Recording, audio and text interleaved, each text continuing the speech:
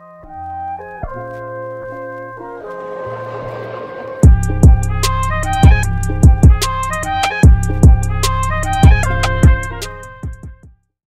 know me, I'm ready. Check out all this gum I got. Check out all this gum. And check out these seltzers I got. Welcome to HASSCAST, you rap, movie, TV show enthusiasts. I'm the host, Mike Hass. And, it's late May. Almost the end of May. That's what late May is. It's almost the end of a month. Did you know that? So, and you're thinking, what is seltzer? I can't drink soda. I ain't messing with soda, okay? Soda is unhealthy. And what I have is basically, just bubbly water. Because, seltzer is healthy. It's 0 calories. Soda is all sugar. And the one that is 0 calorie soda is all just chemicals. So what I just have bubbly water with a little dash of lemon in it. A little dash of any fruit in it. But this ain't a seltzer podcast. Maybe I'll make a podcast for exclusively seltzer. I don't know. This is HASSCAST. So, first topic will be the Jeffrey Epstein documentary. The man who did not kill himself got his own documentary. So, yeah, and also we taken a look at the Tell Me You Love Me, a new single by Juice Wrld featuring Trippie Redd. And you know what I can connect with Trippie Redd? When I hear in the beginning of his songs, when I hear "We love you, Trippie Redd," yeah, I love Trippie Redd. That's facts. And then Gunna came out with a new album. That was my fake yawn to express how I felt when that came out. But I thought it'd be something to diss on. It would just be funny to just talk shit about. Seltzer number 1 down. But yeah, so Gunna came out with a new album. And what I actually am excited to talk about is the Freddie Gibbs and the Alchemist album. There'll be time stamps, click to whatever part of the podcast you want to go to, but it's gonna be a long one. I'm just gonna space it out and try and be as long as possible, but we'll clip it up and put it out for you guys who have short attention spans and don't want to watch the full podcast. Bunch of losers who want to watch clips of it. No, it's fine. You got other things to do. You don't have to watch 40 minutes of me rambling on about a bunch of random stuff, and you just want to watch one topic. I get that. And then we have a nostalgia case on the best hockey movie. Yeah, and it's also a recent movie, but I still do have nostalgia from it because, the year it came out, I was like 7. So, I can feel nostalgia from that. But yeah. So, subscribe for more HASSCAST and whatnot.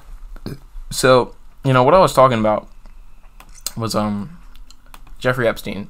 So, a documentary came out, Jeffrey Epstein, Filthy Rich. And oh boy, I'm happy to talk about this. So, it's about, let me just summarize what the story of Jeffrey Epstein is. It's a rich guy, had an island, sex trafficking ring. Took a while for him to be arrested due to the connections he had. True crime docuseries. I might have said documentary. Documentary, same thing. But 4 episodes on Netflix. It's after Tiger King, I've been giving documentaries a chance because Tiger King hit the core, hit the emotions, especially when I'm a certain husband of a character and it passed away in Tiger King. And I've been giving documentaries a chance more. And yeah, so another crime show. Tiger King was goofy. It was a goofy documentary. Is the Jeffrey Epstein documentary goofy? No, it is not goofy. It is bang, bang, bang. It is hard to the point. So, it's crazy. This guy, obviously he's a pedophile, but the political connections he had and the connections he had with very famous people is kind of scary and it's kind of spooky. The show highlights the Me Too movement and the better world we live in now, and women are more coming forward with info more now than ever on predators of the world. Even Harvey Weinstein was involved with this Jeffrey Epstein guy, And I have to say, I did have some issues with the structuring and lack of information on affiliates of Jeffrey Epstein in it. But, like, look, Jeffrey Epstein wasn't alone when he was doing his horrible acts against these young women, underage and overage, but majority of them underage. He had affiliates, you know, Bill Clinton, Harvey Weinstein, you know, Kevin Spacey. A lot of people were affiliated with Epstein. And it's kind of spooky, you know. I feel like I could have gone into all the other people that were into him, but maybe because those people haven't been actually like charged, you know, with crimes. That's why they didn't go into them. Those people, and also one of the princes of England, or you know, one of those England places, princes, powerful person in England, you know, underage girl type beat, bad stuff. And it shows that Jeffrey Epstein's basically a con man and manipulative to get these girls to do these horrible acts. And he's got this crazy rich island. But what really piqued my interest in, maybe if they do like maybe add more episodes, because they did that with Tiger King, is like maybe 10 years from now, the people that were affiliated with Epstein, who probably killed him in prison, that's been long debated because, like, you know, he had a lot of info on those other people at the island, you know, damaging these little girls. Is to see, you know, 10 years from now, what are going to happen to those other people that were involved with those people. But I do like how it didn't just paint these victims as just, you know, victims. It showed their sides, their careers, how they escaped this horrible man, and how these ladies, like, you know, one of them, what I thought was particularly beautiful was the fact that one of the ladies who, you know, fled, you know, this predator, it was an artist, and she made this beautiful mural towards the end about that represented all of the crazy stuff, you know, Epstein was doing. And it was particularly beautiful, and how she was, like, you know, using her art as a coping mechanism. Yes, that was an Apple alarm, you know, the radar Apple alarm is horrible, but yeah, I found it particularly beautiful the way they focused on the woman in this show. It was particularly empowering, and I was proud for that. And I feel like this is really good. I think this is good for the conspiracy theory community, because it shows how you know, all these rich people and actors and politicians involved with this guy.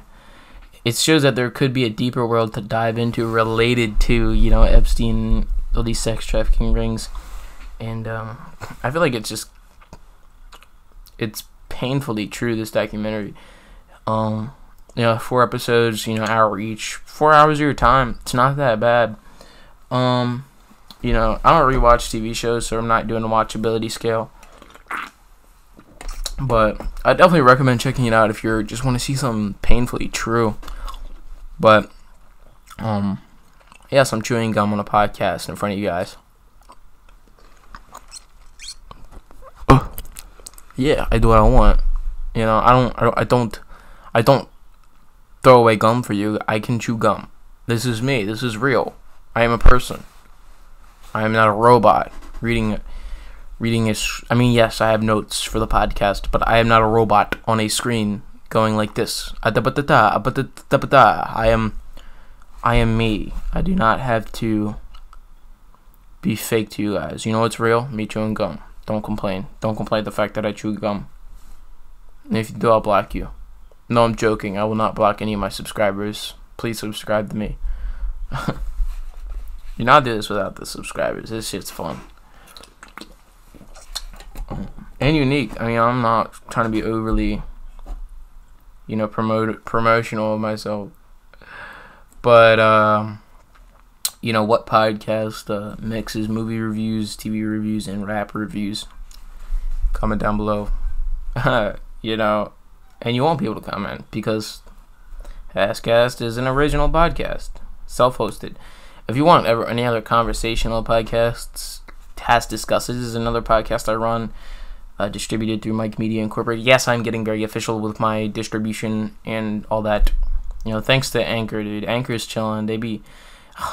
I tried to pay for a service. I'm not gonna say the name. I don't want anybody coming at me.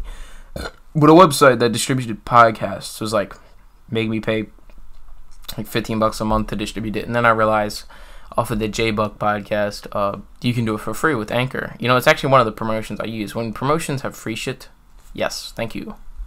Yeah. But, you know, I'm using Anchor now to distribute my podcast, and I will have a promotion for that coming up. But yet, Jeffrey Epstein, Filthy Rich, painfully true documentary, worth a watch. Sadly, my camera battery is dying. That's why I don't do these podcasts live. Yeah, I get that. I'll change the battery in 3, 2, 1.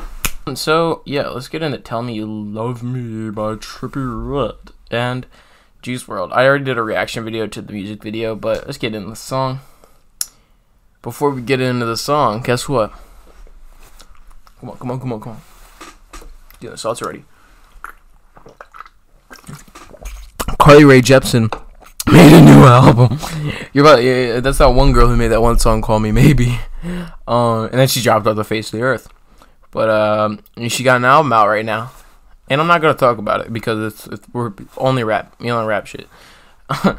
But I'm not reviewing. I'm just letting you know that Carly Rae Jepsen, the maker of Call Me Maybe, has a new album out. We're done with that seltzer. Now we're done with that seltzer. Let's get into Tell Me You Love Me by Juice Wrld and Trippie Redd. Rip Juice, you know the vibes. Now Juice is amazing, but I prefer this to Righteous. Out of all the posthumously released Juice Wrld tracks, I don't like the whole G Herbo PTSD thing. I'm not a fan of G Herbo, or I haven't gotten into his stuff to say that I'm a fan. I'm not saying he's bad. I haven't got into it, and I hate songs that just use Juice's I hate when they use Juice's beat. I don't know. I'm not gonna go with the whole posthumous thing, but with this, I banged with it. Most posthumous songs are unpolished garbage. But this was polished. The beat was messy in a way that I liked it, but I could see why people would not like this song nor the beat, but I liked it. It was weird. I could say it was a bit over consistent. It was a bit repetitive, the beat, but overall the melody in the background and he's very sad, but in an interesting way. It was kind of similar to Righteous, but the percussion was a bit different. And I like the percussion. It was a bit unique, but I feel like it could have been changed up a little bit. But I did like the percussion in this beat, and it was weird, interesting. Trippie Redd doing the cool, depressing, love-oriented stuff, and yeah, I really mess with Trippie Redd. But I also do like how Juice Wrld, was singing and all that, bada boom, bada boom, and then they switch it over to a completely different flow towards the latter half of the song, and I really like the switch up of the flow. It was a cool, interesting, little versatile track, along with two versatile artists. But I'd have to say, for posthumously released songs, Juice's posthumously released songs are better than X's posthumously released songs. Posthumous, I don't know how to say it, but I feel like Juice's after death songs are more polished compared to X's. But I did out of X's songs that were released after his death, I banged with Bad Vibes Forever, Heart Eater, X Bitch, and Royalty, and the last song of Bad Vibes Forever. But I did like the album cover to Bad Vibes Forever, dude. That was fire. Yeah.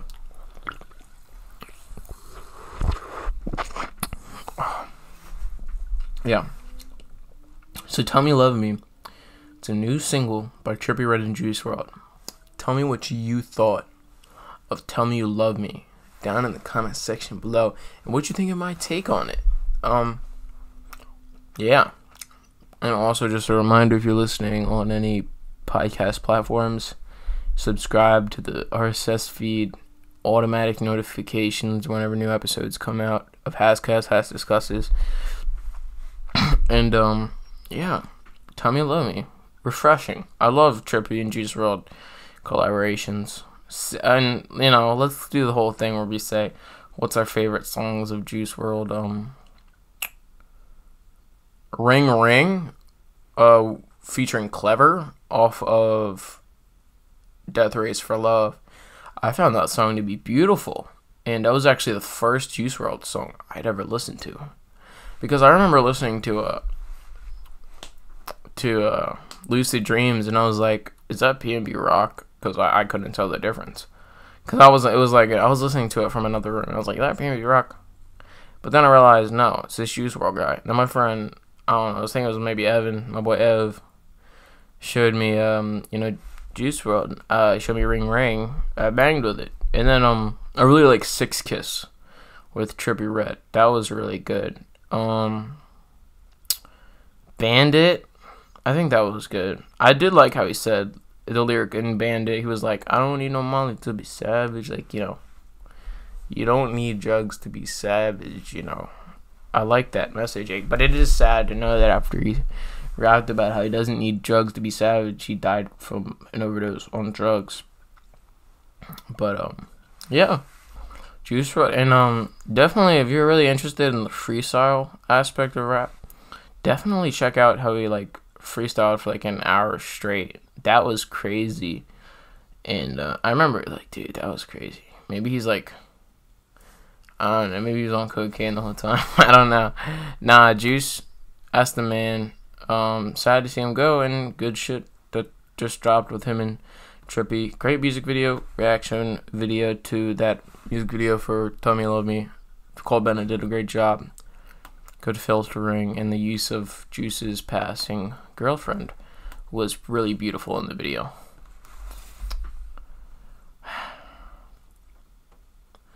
Wunna by Gunna.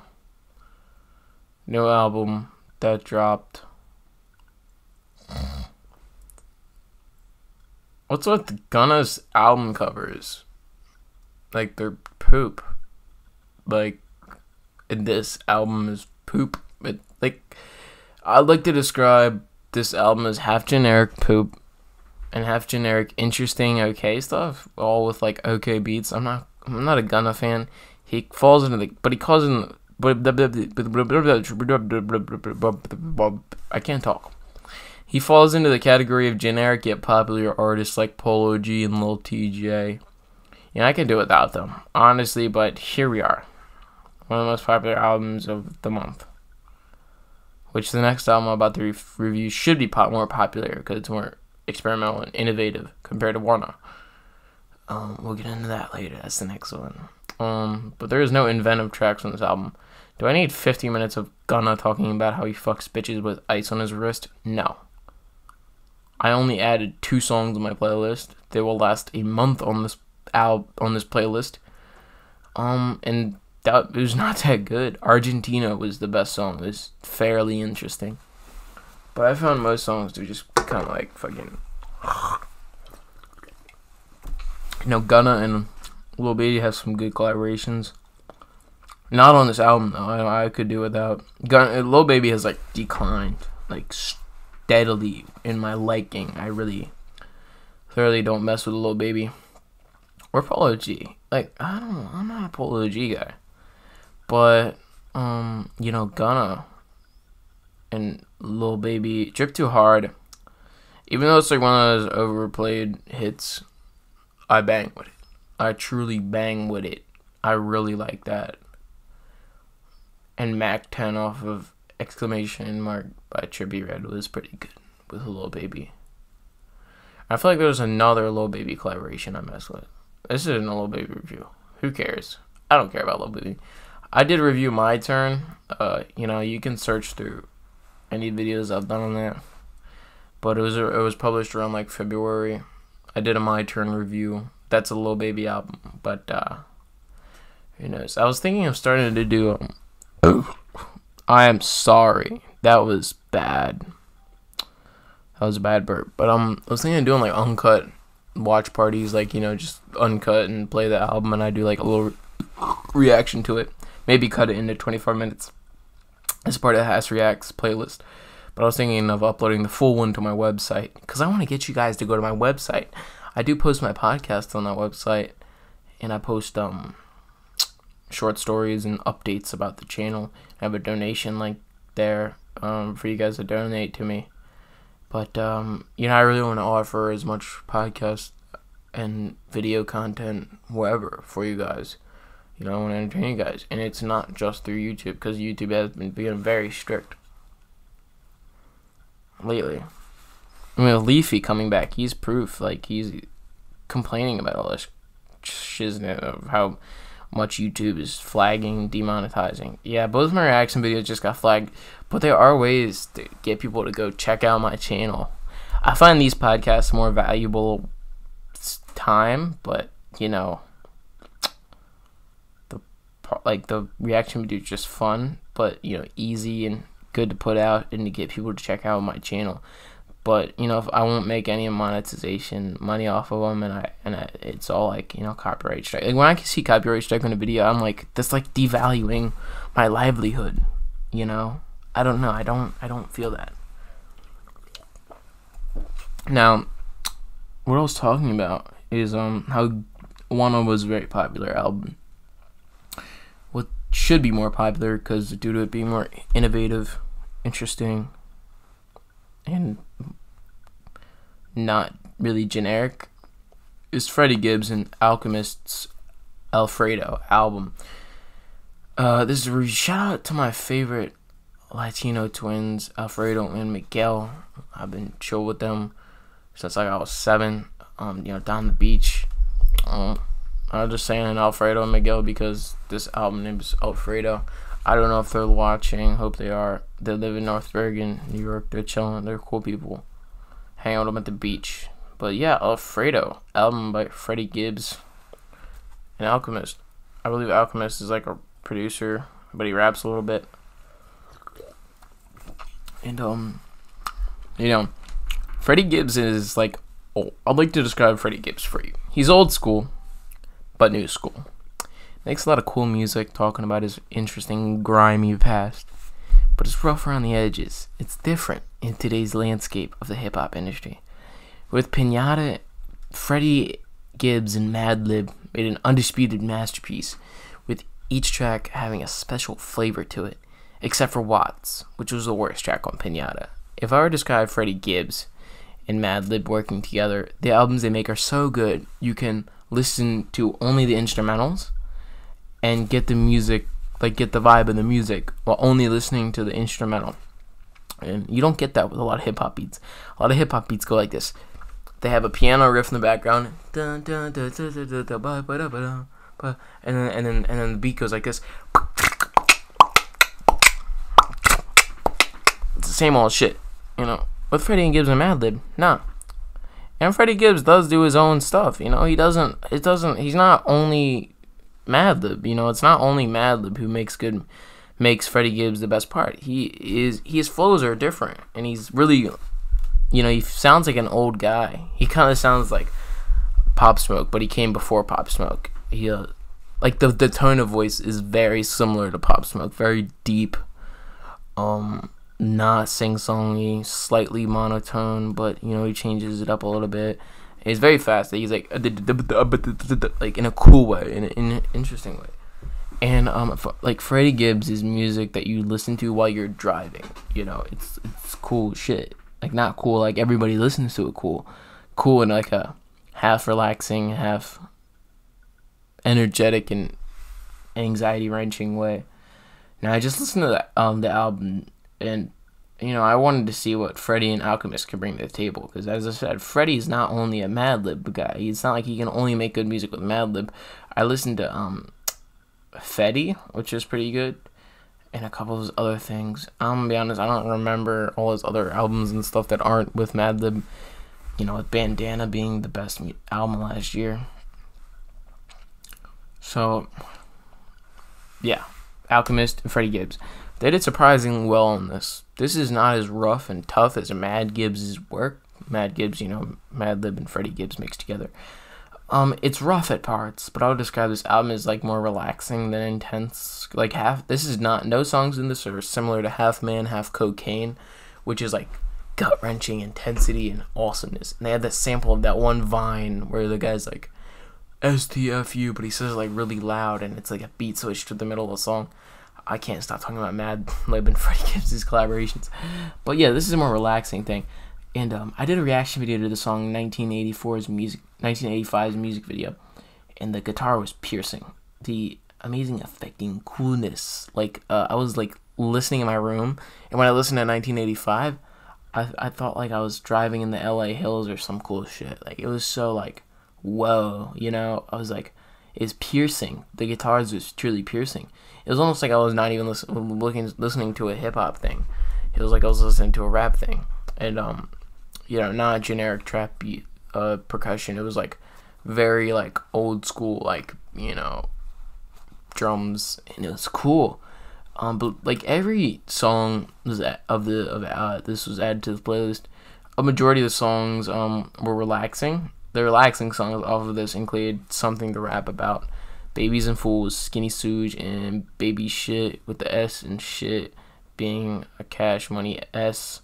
The style of you know, Freddie Gibbs and the Alchemist Alfredo album is a mix of 70s samples and new slower trap. No songs in this are fast trap. Like, it's not like overly produced fast trap that's like, you know, too loud and annoying. This is very relaxing yet polished, with its samples of comedy skits from like the 70s and soul stuff from the 70s. Like, this is not fast food music, you know. Each thing has its own flavor. I do like the concept of Skinny Suge, but and Something to Rap About was good. But I'd have to say, you know, the best songs were Skinny Suge in 1985 and Something to Rap About. And the one song with Rick Ross was amazing. Yeah, I love it. Who does not want to hear Rick Ross say "huh" in a song? That's beautiful to me. But you know, I always like to hear a big Rick Ross "huh" in a song.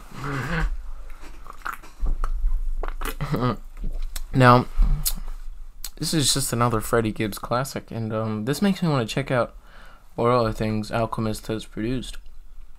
You know, Freddie Gibbs, he feels like he's like, with this album though, I'd consider him to feel like, with all Freddie Gibbs' work, he always sounds like an old head. You know, he always sounds like he's like talking about like stuff he did when he was 14. You know, but with this, he feels even older. You know, and man, Freddie's been through some stuff. He got blamed for rape in Sweden, but like he didn't even know the girl. It was a big scandal, and you know, the girl who blamed him should be arrested. He had this whole like psychiatric thing with it. But Freddie Gibbs, I don't know, a classic. He almost feels like he's just like he makes good music that sounds like he's been through stuff, and he truly has. When it comes to going through Freddie Gibbs' music, it's always satisfying. Tell me what you thought of Freddie Gibbs and the Alchemist's album Alfredo down in the comment section below, and tell me what you thought of my thoughts on Alchemist down below. And once again, if you're listening on any podcast platforms, subscribe to the RSS feed and leave a review. Unless you're watching on YouTube, like the video. Let's get in the nostalgia case. I found an archived intro for nostalgia case. It's just gonna pop up for you guys.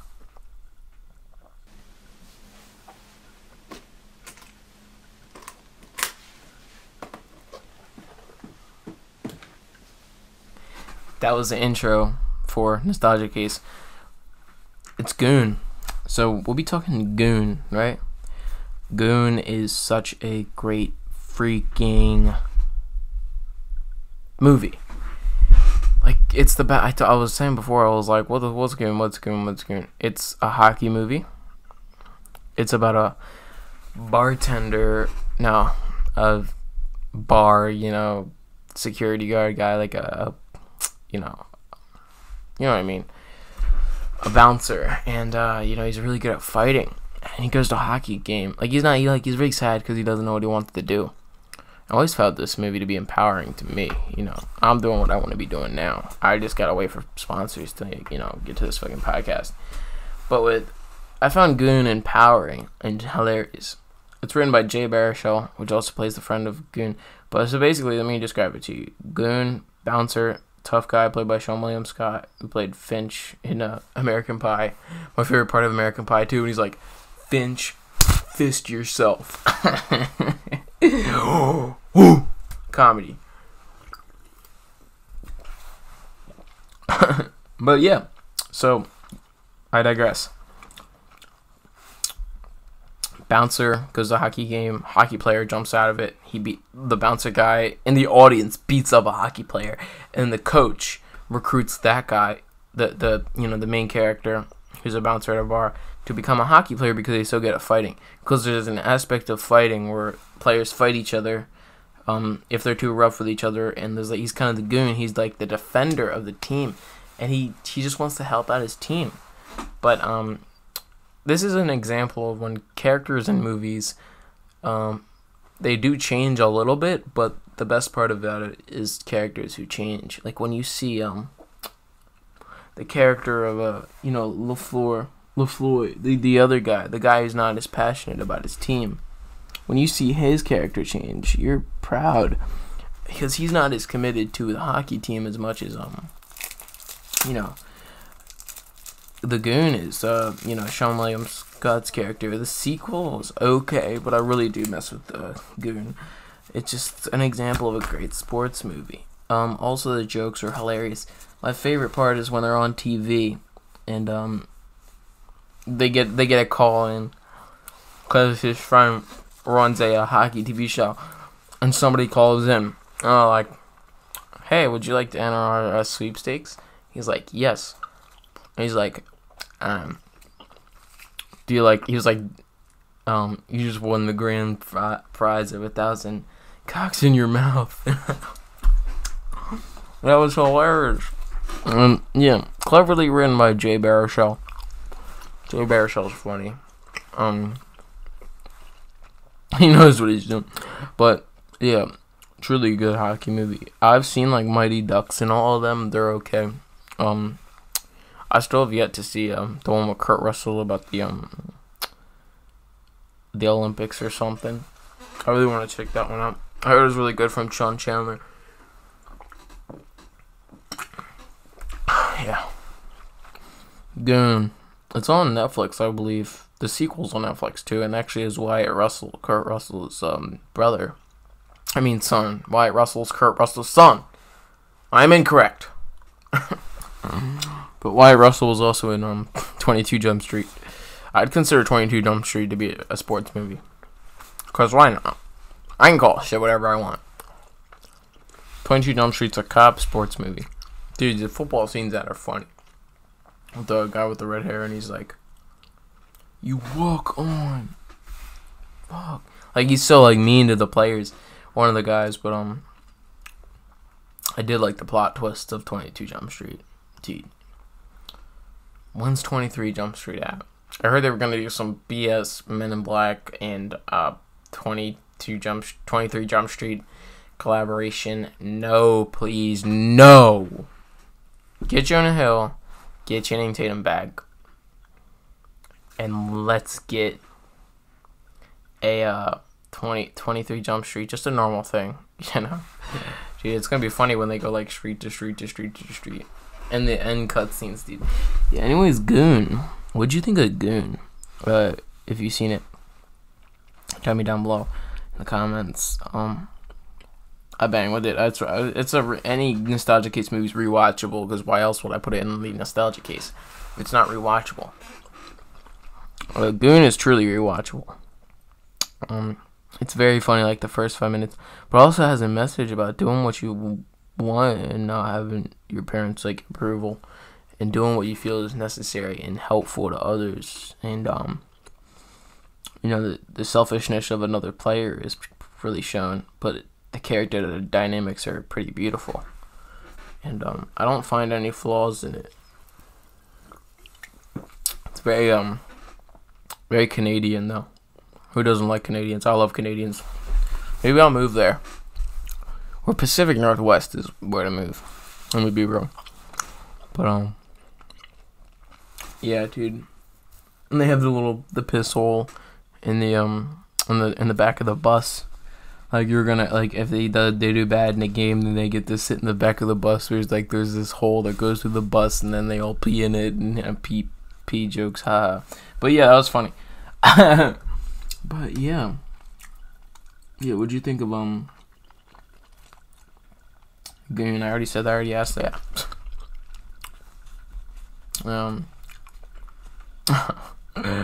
Yeah. So Goon, check it out, and that's what we got for the HASSCAST. Yeah. Did you guys like the new HASSCAST? We're at 30 now. But really 5 episodes of doing it the same way we've been doing it. With, like, you know, a mixture of different topics into one whole thing. I'm proud of it. I'm proud of the podcast. I don't know about you. I'm proud of it.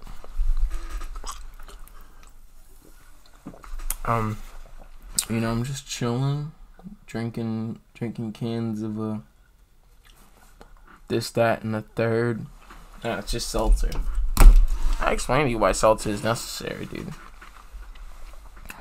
But yeah, I don't know if I should start doing these live or not, but they're pretty chillin'. I like doing them pre-recorded if there's technical difficulties. I'm just relaxing, rambling and talking about what I love, and that's entertainment in the form of movies, you know, TV shows, and you know, music. Man.